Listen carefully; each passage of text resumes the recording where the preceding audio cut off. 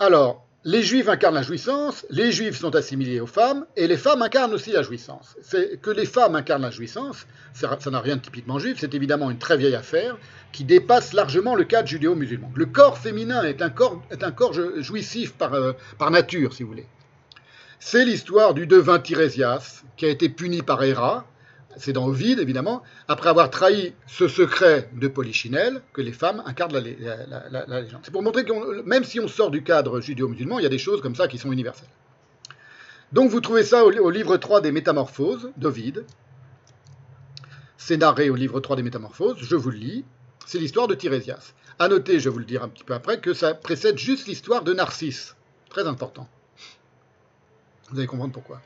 Tandis que ces événements, écrits Ovide, s'accomplissaient sur la terre par la loi du destin et que le berceau de Bacchus, né 2 fois, était à l'abri du danger, il arriva que Jupiter, épanoui, dit-on, par le nectar, déposa ses lourds soucis pour se divertir sans contrainte avec Junon, exempte elle-même de tout tracas. Donc ils font faire l'amour, faut comprendre ça comme ça. Et puis ensuite ils ont une conversation, ça c'est pas Ovide qui le dit, mais c'est ce qu'il faut comprendre. Assurément, lui dit-il, vous ressentez bien plus profondément la volupté que le sexe masculin. Ils viennent de faire l'amour, et Jupiter dit à Junon, Zeus à Héra, vous les femmes, vous ressentez plus profondément la volupté que le sexe masculin. Elle le nie. Ils conviennent de consulter le docte Tirésias, car il connaissait les plaisirs des deux sexes. Donc Tirésias a été pendant un certain temps une femme, et il s'est remétamorphosé, d'où les mamelles de Tirésias d'Apollinaire, et il s'est remétamorphosé en homme. Comment il est devenu une femme? C'est qu'un jour, c'est Ovide qui parle, un jour que 2 grands serpents s'accouplaient dans une verte forêt, il les avait frappés d'un coup de bâton. Il voit deux serpents s'accoupler. Alors, ô prodige d'homme, il devint femme et le resta pendant 7 automnes. Il se métamorphose en femme, Tirésias. Qu'est-ce qui s'est passé? Il s'est passé qu'il a vu 2 serpents. Le serpent, c'est celui qui infecte l'homme ou l'autre avec son venin. Le venin, c'est le venin du désir. On va le voir que c'est dans un texte du Talmud, c'est associé. Le désir, il taraude. C'est la morsure du désir. Il y a quelque chose de douloureux dans le désir. Là, il voit deux serpents s'accoupler et il les frappe. Il veut les empêcher de se passer ce venin du désir, d'une certaine manière, et de la jouissance, et il est lui-même transformé en femme. Il passe de l'autre côté du miroir. Et il va rester pendant 7 ans, 7 automnes. Au 8e, il les revit. Si les coups que vous recevez, il revit les deux serpents en train de s'accoupler. Si les coups que vous recevez, leur dit-il, ont assez de pouvoir pour changer le sexe de celui qui vous les donne, aujourd'hui encore je vais vous frapper. Il frappe les 2 serpents. Aussitôt, il reprend sa forme première et son aspect naturel. Donc, pris pour arbitre dans ce joyeux débat, il confirme l'avis de Jupiter. C'est-à-dire, oui, c'est vrai, les femmes jouissent 10 fois plus que les hommes, puisque j'ai été une femme, je le sais. Donc, continue Ovide, la fille de Saturne, Junon, donc Héra, en ayant éprouvé à ce qu'on assure un dépit excessif, sans rapport avec la cause, le dépit c'est que le secret ait été éventé, condamna les yeux de son juge à une nuit éternelle. Elle le rend aveugle. C'est pour ça que Tirésias était aveugle.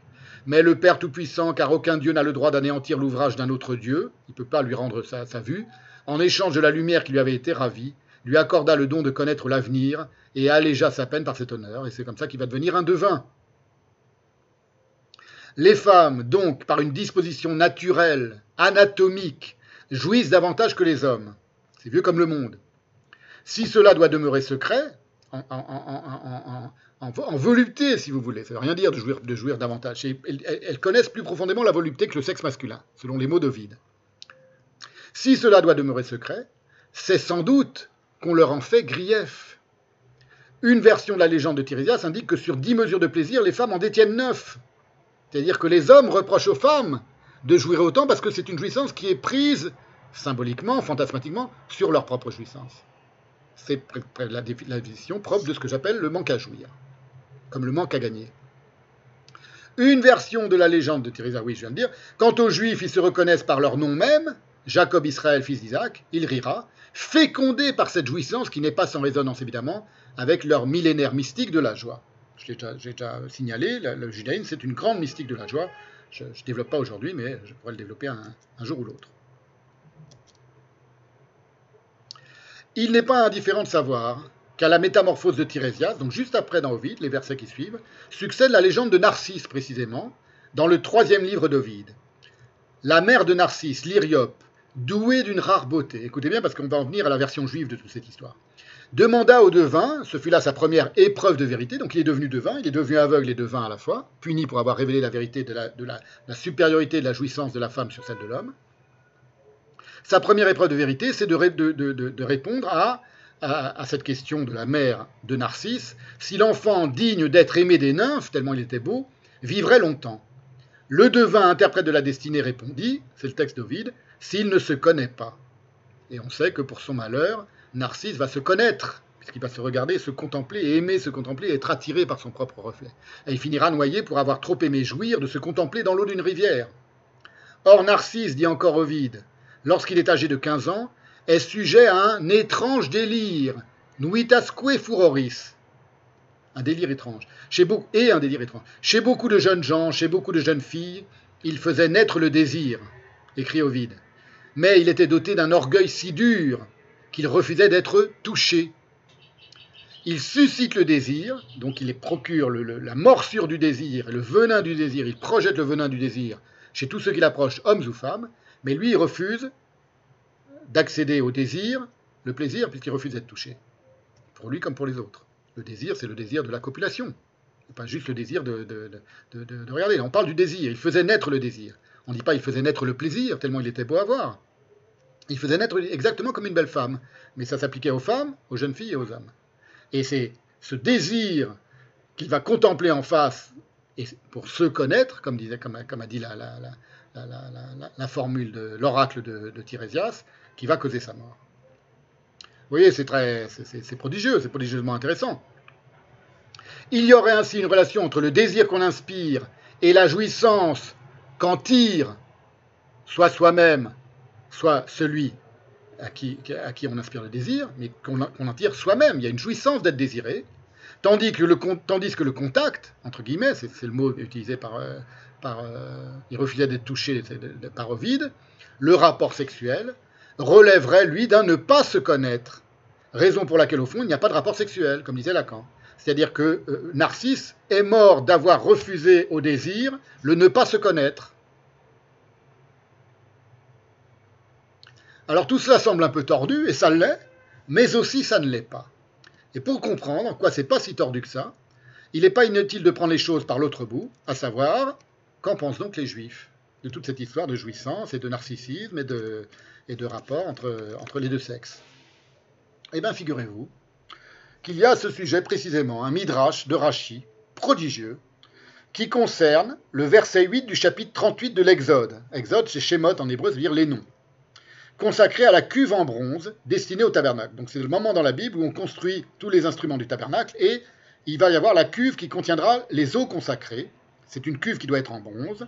C'est au 5e chapitre des Nombres. Elle servira à l'épreuve, écoutez bien, c'est très important, dite des eaux amères, dans lesquelles c'est tout un rituel dans lequel est impliquée cette bassine en bronze qui sera la bassine du tabernacle, hein, donc qui est sacrée, qui servira par l'intermédiaire de tout un judicieux rituel qui est décrit par la Bible, à dissoudre dans les eaux amères, justement, la querelle de jalousie d'un mari soupçonnant sa femme d'avoir couché avec un autre homme. Le mari jaloux, il accuse sa femme, on l'amène devant le grand prêtre, on prend de l'eau qui vient de ce bassin en bronze, dont je vais parler maintenant, on lui fait faire toute une série pas de bénédiction, comment appelle-t-on ça, de promesses qu'elle n'est pas coupable de ce dont l'accuse son mari, qu'elle soit coupable ou pas, la Bible précise bien que c'est pas grave si elle a vraiment fauté. L'important c'est qu'elle doit boire ses eaux, et si son ventre n'enfle pas et qu'elle n'en meurt pas, on prend son témoignage écrit et puis on le dissout dans l'eau, elle doit boire ses eaux amères, et si elle n'en meurt pas, c'est qu'elle est innocente. Donc évidemment, la plupart des femmes étaient innocentées, vous imaginez bien. C'est prodigieux, c'est prodigieusement rusé et intelligent pour apaiser, et c'est décrit comme ça, pour apaiser la jalousie du mari. Que la femme ait fauté ou pas. Parce que le début du passage dans la Bible explique qu'il n'est pas impossible qu'elle ait été fautée en secret et que le mari en ait eu vent et qu'il soit devenu jaloux. Et bien ce qu'on va faire, on ne va pas punir la femme. Alors si elle a fauté, si elle est prise en flagrant délit, elle est punie, elle est lapidée évidemment, on est dans la Bible. Mais dans le cas du bassin de bronze, elle apaise, elle est là pour apaiser la querelle entre eux et la jalousie du mari. Là, on n'est pas dans le monde musulman, on n'est pas dans le monde arabe. On est dans la pensée juive la plus pure. Or, donc, lorsque cette cuve en bronze, qui sera l'instrument de l'apaisement de la jalousie du mari, soupçonneux envers sa femme adultère, va être fabriquée, la Bible dit, le texte de l'Exode dit, il fit la cuve en bronze avec sa base en bronze en employant les miroirs des femmes qui se rassemblaient à l'entrée de la tente de la rencontre. La tente d'assignation, très de ça, Ohel Moed. On est encore dans le désert. Hein, les Juifs ont fui d'Égypte, ils vont passer 40 ans dans le désert, et là on fabrique des instruments du futur temple, du tabernacle. Le mot en hébreu, il y a un mot qui apparaît en hébreu qui est très étrange, parce qu'on ne parle pas des femmes en réalité, il n'y a pas le mot femme. Veya c'est akiur nechoshet, veet kanu nechoshet, donc la cuve en bronze et le socle en bronze, nechoshet c'est le bronze. Be marot atsevaot, marot ça vient du verbe qui veut dire regarder, se contempler, les miroirs, marot. Atsevaot, c'est le mot important, les assemblées, celles qui se sont réunies, au féminin pluriel, Asher Tzavu, qui se sont réunis, les réunis qui se sont réunis, on pourrait le traduire comme ça, les assemblées qui se sont rassemblées, les femmes qui se rassemblaient, mais il n'y a pas le mot femme, il y a au féminin pluriel les réunis ES, si vous voulez, qui se réunirent à l'entrée, à l'ouverture de Ohel Moed, de la tente d'assignation. Tous les mots sont importants. Là, je ne peux pas y passer 3 heures, mais c'est prodigieusement important, y compris pour tout ce dont je suis en train de parler, des rapports entre les musulmans et les juifs. L'expression « les femmes qui se rassemblaient », qui, à la lettre, il n'y a pas le mot femme du tout, il existe en hébreu le mot femme, Nashim, là il n'y est pas, Atsevaot Asher Tsevaou, les rassemblés ES qui se sont rassemblés, qui se rassemblèrent. Il est rendu par une formule redondante, donc avec le mot Tsevaot, assemblé. Tsevaot, c'est le même mot que dans Hachem Tsevaot, le Dieu des armées. Hein, phrase très très fréquente dans la Bible, dans les psaumes et ailleurs. C'est le Dieu des multitudes en réalité. Tsevaot, Tseva, c'est l'armée, ça peut être l'armée, ça peut être la multitude. C'est un regroupement d'hommes, ou de femmes en l'occurrence. Or, c'est exactement le même mot qui est au début du fameux Tzahal, l'armée israélienne. Tzvat Hagana les Israël, l'assemblée de défense d'Israël, si vous voulez. Armée de défense d'Israël. Donc quand on dit le Dieu des armées, donc pour vous dire, c'est pas n'importe quel mot. Le mot de Tsevaot, c'est un mot essentiel dans la pensée juive et jusqu'à aujourd'hui, jusqu'à l'histoire de l'État d'Israël. Or, c'est ce mot que Rashi va expliquer avec un midrash prodigieux sur le narcissisme et le désir et le plaisir et la jouissance de la femme et de l'homme. Le mot de Tsevaot, qui désigne donc ces femmes qui vont sacrifier leurs miroirs, c'est dans le verset même de la Bible, elles prennent leurs miroirs, elles vont les donner pour les faire fondre, les miroirs étaient en bronze à l'époque, ils n'étaient pas évidemment en verre, et pour les faire fondre et pour fabriquer la cuve. Donc les filles d'Israël sacrifient leur narcissisme, l'instrument même de leur narcissisme, afin d'apporter leur tribut à la construction du tabernacle, c'est-à-dire le Saint des Saints, l'endroit le plus, l'objet le plus saint pour le judaïsme. Et voilà le commentaire de Rashi. Écoutez-le bien, en ayant à l'esprit tout ce que je viens de poser, parce qu'il s'agit en quelque sorte d'une leçon d'érotologie juive. On va voir comme là on est à milieu du mauvais rapport musulman à la jouissance juive et à la jouissance féminine aussi. Et on va comprendre d'une certaine manière pourquoi ce rapport est si mauvais. Parce qu'il est frelaté par rapport à la manière dont les juifs, eux, jouissent entre eux, hommes et femmes. Les filles d'Israël, commente Rashi, avaient des miroirs où elles se regardaient quand elles se faisaient belles. C'est Rashi qui parle, le grand Rashi. Et même ces miroirs, on est au XIIe siècle, hein, et même ces miroirs, elles n'ont pas hésité à les apporter pour l'offrande du tabernacle. Moïse répugnait à les accepter parce que leur objet était de satisfaire un instinct inférieur, se regarder dans le miroir. Le Saint béni soit-il lui a dit alors « Accepte !» C'est Dieu qui ordonne à Moïse d'accepter les miroirs des femmes, l'instrument du narcissisme féminin. « Car ils, les miroirs, me sont plus chers que tout. C'est grâce à eux, ces miroirs des femmes qui se regardent et qui se font belles dans le miroir, que les femmes ont donné le jour à de nombreuses populations en Égypte. Tsevaot, pendant l'esclavage, c'est grâce à eux que les Juifs n'ont pas été exterminés en Égypte, parce qu'elles sont tombées enceintes grâce à leurs miroirs. Pourquoi ? Écoutez bien. Ces femmes, là, excusez-moi de jubiler, hein, c'était assez pénible de raconter, de narrer les récits des persécutions des Juifs pendant 14 siècles de la part des Arabes et des musulmans. Là, on est dans la pensée juive, et j'y peux rien. Moi, ça me fait jouir, concrètement. Ça se voit, j'espère, sur mon visage. Voilà. C'est la génialité pure, c'est un des plus grands commentateurs du judaïsme, à savoir le célèbre Rabbi Shlomo Yitzhaki, qui était troyen, qui était français, Rashi lui-même. Je continue. Je l'ai déjà cité, je crois que je l'avais cité dans l'impureté de Dieu, dans mon tout premier livre. Je crois que je ne l'ai jamais cité, ce passage que j'adore, dans le séminaire, hein, il ne me semble pas. Voilà. C'est grâce à eux, dit Dieu, que les femmes ont donné le jour à de nombreuses populations. Hop, on rebondit sur le même mot, Tsevaot, en Égypte.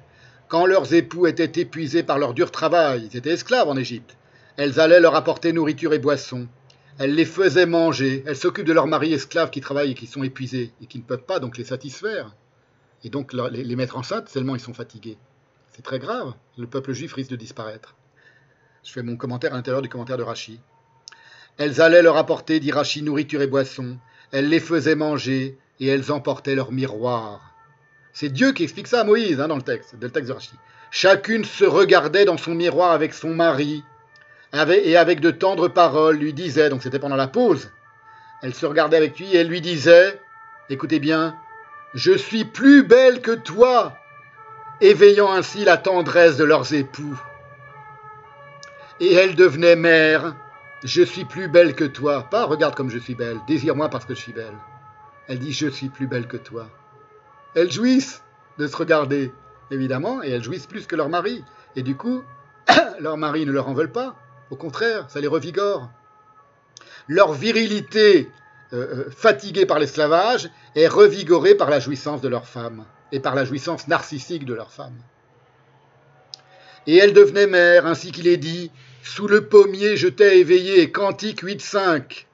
C'est la signification de notre texte. Donc, vous voyez, là on est dans la pure pensée juive, on prend un verset qui n'a rien à voir du Cantique des Cantiques, sous le pommier je t'ai éveillé, et dit ça désigne les femmes d'Israël qui ont éveillé leurs hommes épuisés en se regardant dans le miroir et en disant regarde, je suis plus belle que toi, éveillant ainsi la tendresse de leurs époux. J'ai oublié de regarder la formule en hébreu, dans l'hébreu d'Archi, peu importe. Ça va être merveilleux. C'est la signification de notre texte, continue Rashi. Les miroirs des femmes s'étaient assemblés, Ad-Sevaot. Donc lui, il dit c'est les miroirs eux-mêmes qui se sont assemblés. Les miroirs sont des objets de sainteté, objets de narcissisme, objets de sainteté. C'est avec ces miroirs de métal qu'a été faite la cuve, car elle devait servir à amener la paix entre l'époux et son épouse, car on en ferait boire l'eau à celle dont le mari aurait éprouvé de la jalousie, parce qu'elle se serait isolée, sous-entendu avec un autre homme. Verset, Nombre 5, Livre des Nombres, chapitre 5.